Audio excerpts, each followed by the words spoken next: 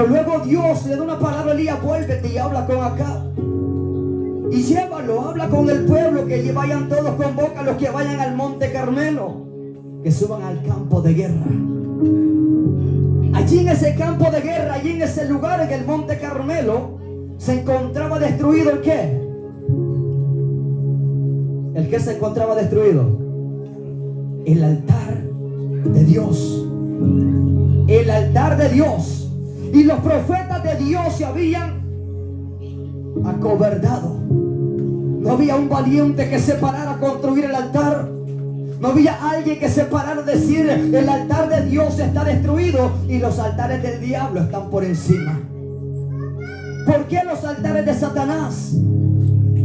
Porque había 450 profetas de Baal adorando a Baal, adorando a los falsos dioses, adorando, aleluya, esos dioses paganos.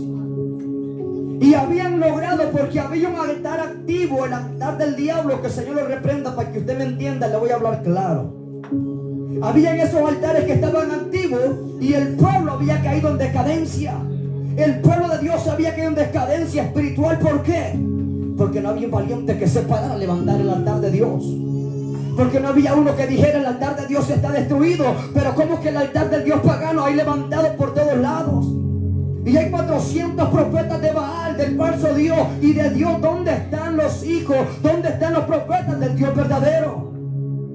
Pero viene Dios y levanta a Elías. Pero viene Dios y usa el profeta de Dios. Pero viene Dios y usa a este varón valiente. Y le dice: Elías es un hombre que tuvo valor de decir: por mi palabra. Y Dios respalda a sus siervos. Y Elías, atendiéndole a la voz de Dios, le dice: convócame a todo el pueblo de Israel y llévame también a todos estos falsos profetas allá arriba. Y allí vamos a saber entender la guerra entre los altares. Lo quiero meter este tema para que sepamos entender, porque muchas veces nosotros nos encontramos siendo hijos de Dios, estando en la casa de Dios, pero no tenemos ánimo para adorar, pero no tenemos ese anhelo de exaltar y glorificar al Dios único que vive por los siglos de los siglos.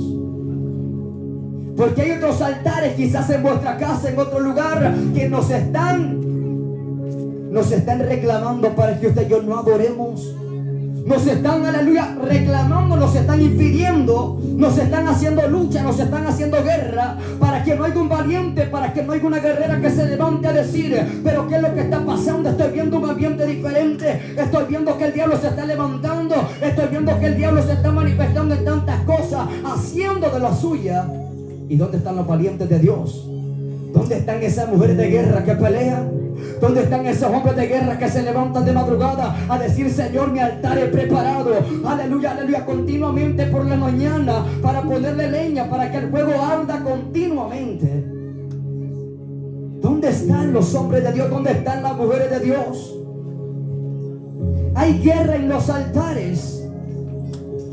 Y conocemos esta historia bien hermosa, que cuando Elías viene, los está esperando ahí arriba, y comienza y lleva al pueblo para que mire que el altar de Jehová de los ejércitos está destruido.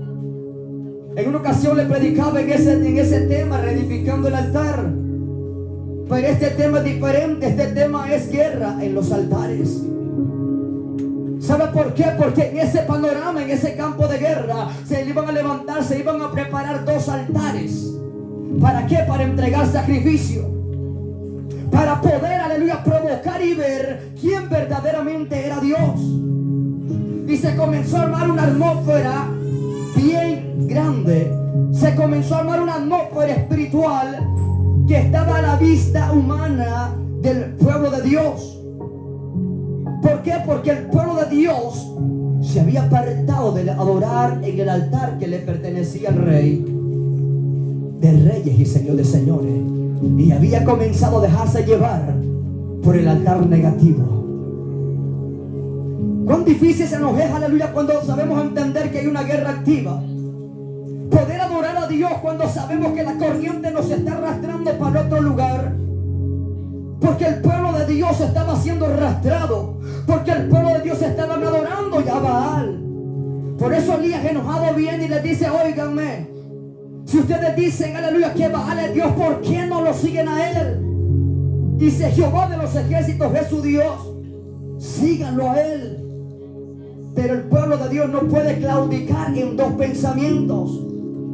Tenga esto en mente: dos pensamientos. El pueblo de Dios no puede claudicar en dos, porque le va a poner más atención a uno y va a descuidar al otro.